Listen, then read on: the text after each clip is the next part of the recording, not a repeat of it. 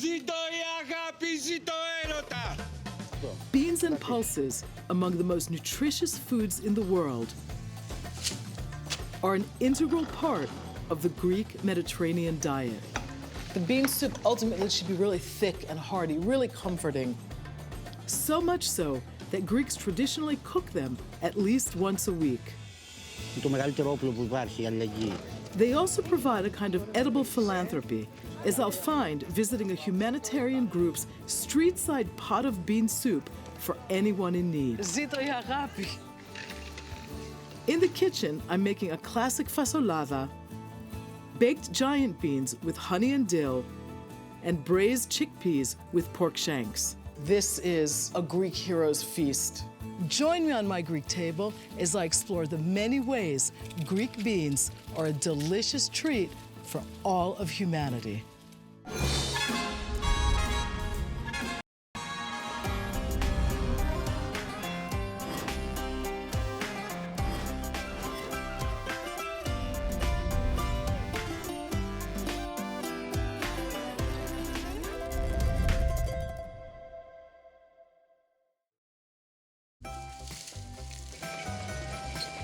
If there is one single family of foods that evinces the breadth of the collective culinary ingenuity of the Greeks, it has to be the simple legume. Beans of all kinds, along with lentils, chickpeas, and split peas, are the very foundation of the Greek diet. As a humble food, beans and pulses have sustained Greeks from prehistoric times to the present. Beans, nutritious, hearty, and tasty, are a draw for people from every walk of life and every socioeconomic level. That's what Costa realized when he set up the first simmering cauldron of Greek bean soup on a street in Athens 3 years ago to help feed the poor. An act of humanity born when he himself lost his job and decided the best course of action was to help others. Diana! Γεια σου, Κωνσταντίνε. Welcome. Καλώς ήρθες. Ευχαριστώ πολύ. He founded O Alos Anthropos, roughly translated as our fellow man. And now with a team of volunteers, feeds people bean soup and more all over Greece every day. You use this every day? Every day. Using every day. 3 years now. And every day, different place, but every day, extra action. Δηλαδή, υπάρχουν έξτρα δράσεις. Παραδείγματος χάρη, σήμερα είμαστε στο Λαύριο το πρωί. Oh, so you're in 2 places today? Και υπάρχουν και μέρες που είμαστε σε 3 ή σε 4. 3 places, okay. Και υπάρχει και μέρα Σαββάτο και Κυριακή που μαγειρεύει σχεδόν όλη η Ελλάδα ταυτόχρονα.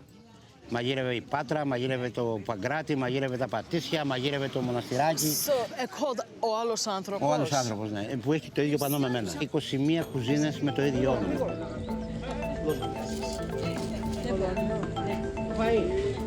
Και αυτό έχει γίνει μόνο από τους ανθρώπους. Έχω κάνει franchise solidarity.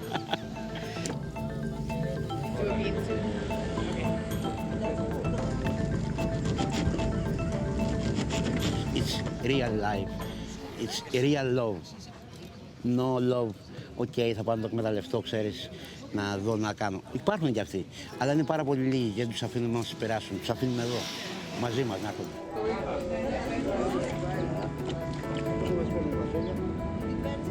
Η αλληλεγγύη, ξέρεις, έχει ένα μυστικό. Διώχνει μόνοι τους όσοι πάνε να την εκμεταλλευτούν. Από μόνοι τους φεύγουν. Ναι. Η φιλανθρωπία έχει διαφορά. Η φιλανθρωπία είναι αυτός που εγώ έχω και επειδή είδα σένα που δεν έχεις και σε λυπήθηκα, θα σου δώσω. Είμαι ανώτερος. Η αλληλεγγύη είναι οριζόντια, ναι. Δεν είναι κάθετη. Δεν είμαι ανώτερος από αυτόν που μένει στον δρόμο. Είμαι το ίδιο. Και για την ιστορία είπαμε, ζήτω η αγάπη, ζήτω έρωτα. The bean soup's ready. Που έρχεται και τρώει από το φαΐ που μαγειρεύω, έχει αποδεχτεί αυτό που κάνω και συμμετέχει σε αυτό. Αυτό είναι η μεγαλύτερη νίκη για μένα. Για μένα, για τον εαυτό μου. Bon appétit.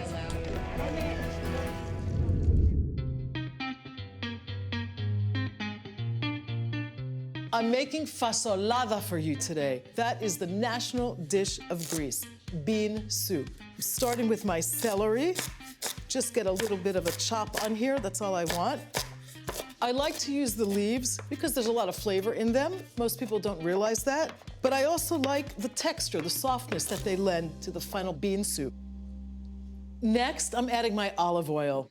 You cannot make a Greek bean soup without an excessive amount of Greek olive oil. It gives it texture, it gives it flavor, and of course, it's the fat in which all these great vegetables are gonna soften and caramelize a little bit. The base for almost every Greek bean soup are carrots and onions, cooked until soft in Greek olive oil.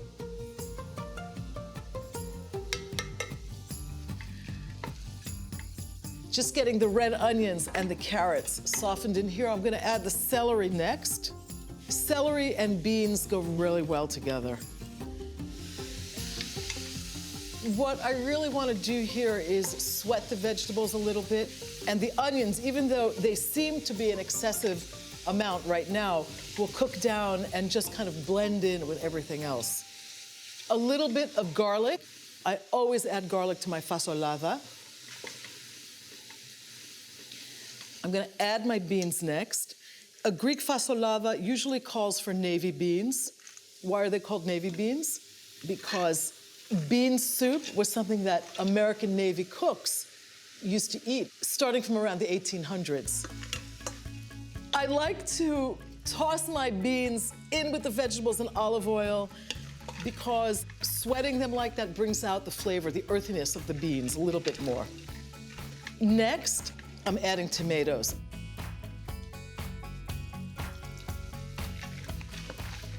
Stirring it, again, for the same reason. I just want those flavors to meld right from the beginning.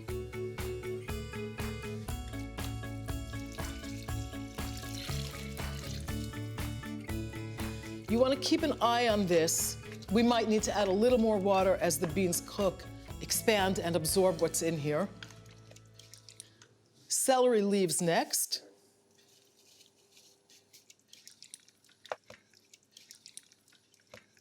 Another absolute necessity in a Greek bean soup, bay leaves.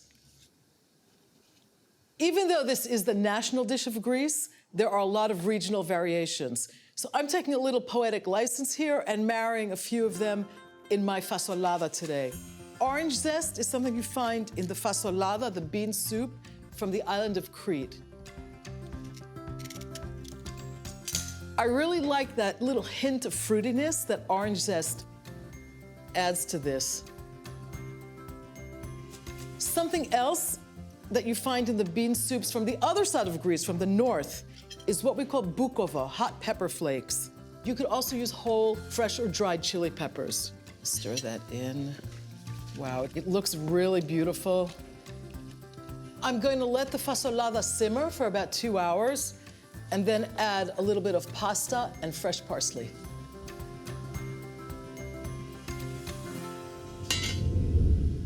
The fasolada has been simmering for 2 hours. It smells amazing. I'm gonna add a little bit of salt now. You always wanna add the salt at the end because salt will make the beans a little bit tough if you cook with it from the beginning. And a little pepper. I like just a touch of sweet acidity, so I add a bit of Greek balsamic vinegar. I'm gonna add a little bit of pasta. That makes this soup really creamy, and that's ultimately what we want. This is something they do in the Peloponnesos. In other parts of Greece, they add rice or dried corn. The whole idea is basically to make a soup that's really hearty, very filling, and super comforting.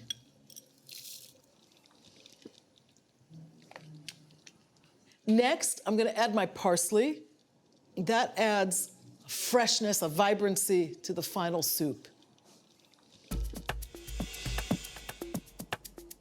The fasolada smells great.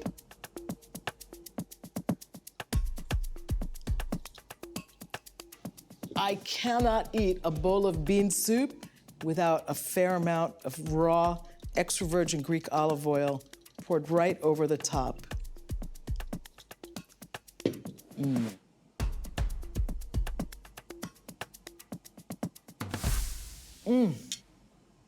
That is so rich, complex, earthy, delicious. Calls for a little feta cheese.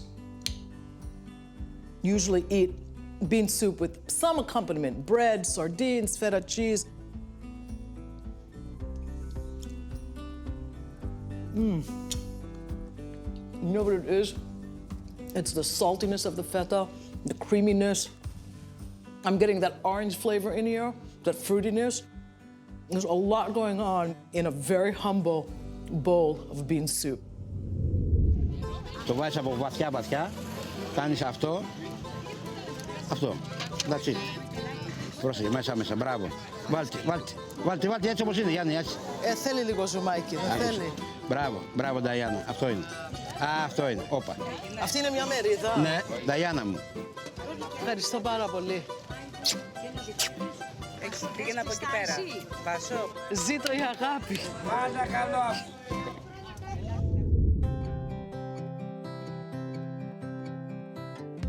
I am making what is arguably one of Greece's easiest and most delicious bean dishes, gigantes, these beautiful giant beans.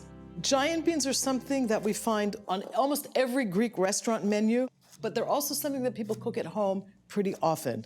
Basically, everything goes into the pot, into my beautiful clay baking dish, starting, of course, with a little bit of Greek extra virgin olive oil. Basically, I'm building this dish. The giant beans have been cooked for about an hour and a half until they're soft enough almost to eat. I mean, you could almost make a salad with these. They go in first. My tomatoes. You can also use canned tomatoes if you'd like for this dish. This is a dish that basically is just assembled and then baked off.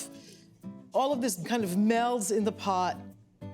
And at the end, what you get is a beautiful, luscious, very hearty, complex flavored Greek baked giant bean dish. Lot of garlic. We don't shy away from onions and garlic in the Greek kitchen. Bay leaves give really good flavor to the beans. I always put a whole carrot in here, basically because I like that extra sweetness that it imparts. A little bit of Icarian pine honey. I'm doing about half of it now, 2 tablespoons, and you can see how thick that is, right? This is actually a combination of pine and heather honey.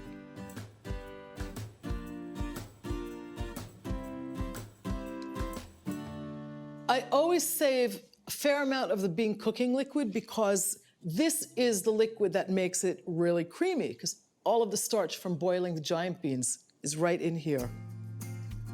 And basically just enough to barely cover the beans. Let me stir that up. I still have some honey on my spoon. Oh, that's good. I'm gonna put this in the oven covered for about an hour and a half. You want the beans to be really soft, but still hold their shape. That's the secret to cooking great Greek giant beans. A little extra virgin olive oil.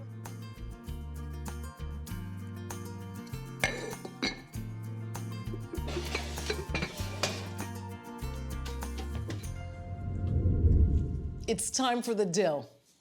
The giant beans are almost ready. The dill goes in right before they come out of the oven. You want it to be nice and fresh. You want to get all that great, almost grassy dill flavor. It goes beautifully with everything else that's in this dish. The dill has such a characteristic Greek flavor. It really is one of the defining herbs in Greek cuisine. Wow, that is awesome. You can really smell that. It's almost like spring. It smells like spring. Oh, this is so beautiful. A little bit of tomato paste will thicken this up. My Santorini sun-dried tomato paste. Santorini tomatoes grow in a really dry environment with almost no water, and that's why they're so intensely flavored. A little of my Icarian honey, also thick and delicious.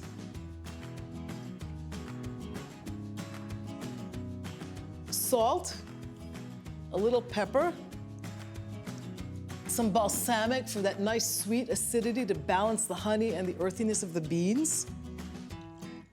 And you guessed it, a little more extra virgin Greek olive oil. Just gonna stir this up. Wow, look at that.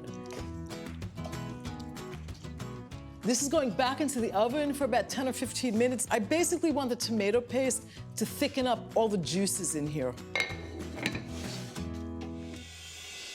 Wow, it smells wonderful. I get that whiff of fresh dill.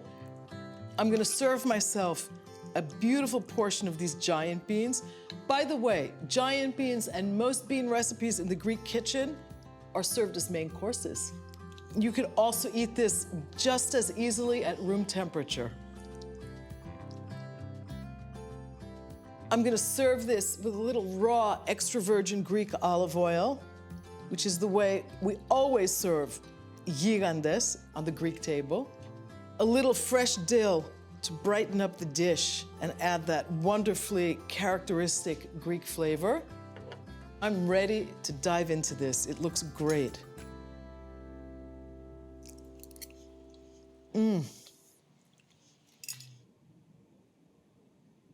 The honey is so subtle and sweet. You get that freshness from the dill. The beans are so earthy, and everything melts really beautifully in this dish. I like to pair my giant beans with honey and dill with a really unusual Greek red wine called liatiko. This comes from the mountains of Crete, from an area called Daphnes. And it's really herbaceous and has beautiful notes of dried fruit that go really well with the sweetness and the robustness from the dill in this dish. Isihian. Legumes are harvested from midsummer to late fall in Greece, depending on the variety. Pheneo, in a gorgeous valley in the North Peloponnese, is one of several Greek regions famous for its beans. The small vanilla bean, used mainly in soups, grows low. Once the beans are dry, the entire plant is plucked from the ground. Then the beans are sorted and shelled. Famous Greek giant beans, gigantes, grow tall on stalks. Once they dry on the plant, they're also sorted and shelled.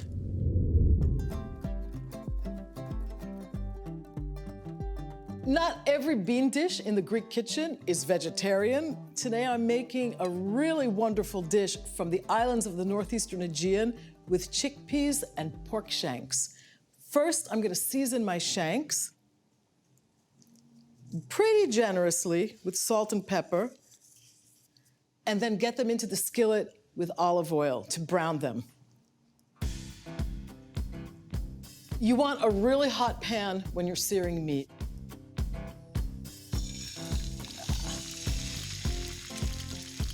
That's cooking music. That's gonna take a while to brown. You really want good color. That's something I always teach my cooking students when we do recipes like this. You want deep brown color on any kind of meat that you're searing, whether it's chicken, pork, lamb, goat, beef. That seals in all those great juices, those flavorful juices.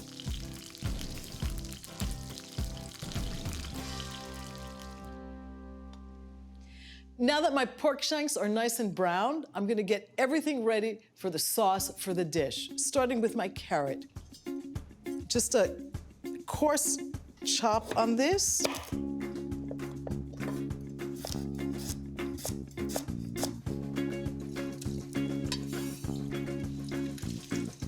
Onions and celery go in next.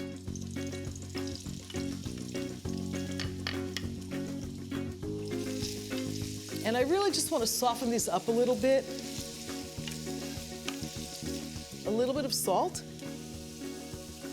I'm ready to deglaze with my white wine.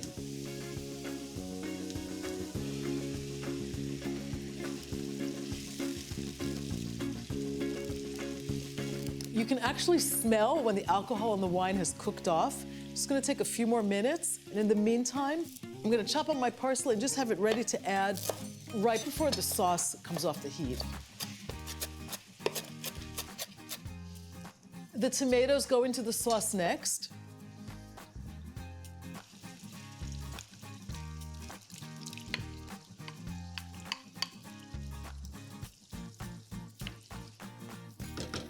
The sauce for this dish calls for some of the most traditional spices and herbs that are used in tomato sauces in Greece. Bay leaves, a cinnamon stick, and some allspice berries.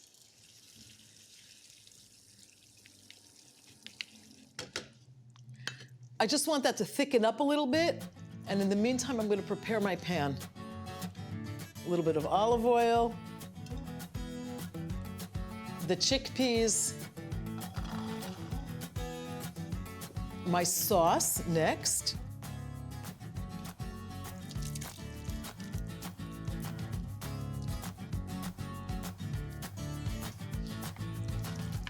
That smells really good. This is no ordinary pork and beans.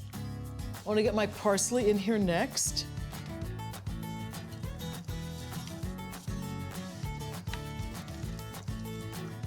Wow, that looks really good. The pork shanks go right over this.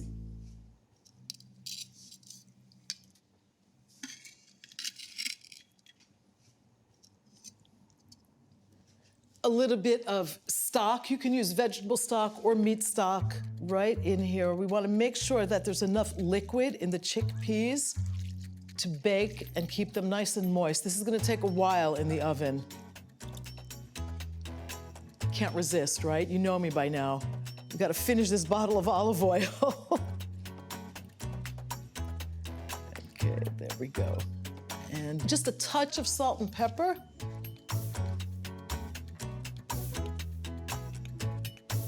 I'm just going to cover this with a little parchment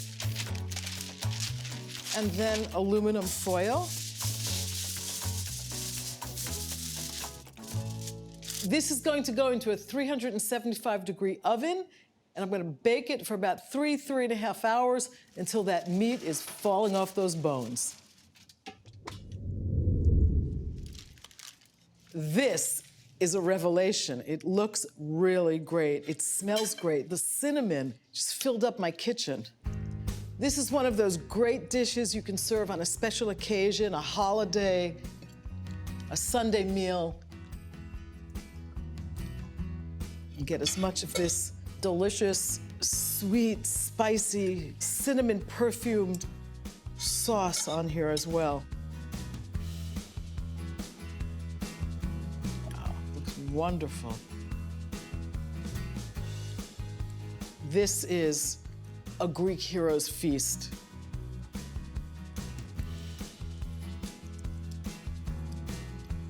A little bit of thyme just for some garnish.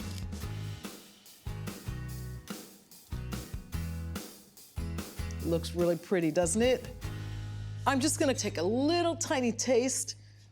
Oh, this is falling off the bone. It looks really tender.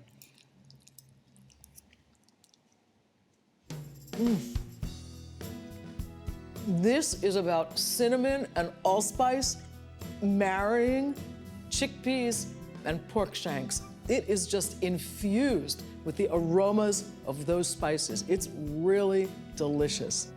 This is a Greek classic.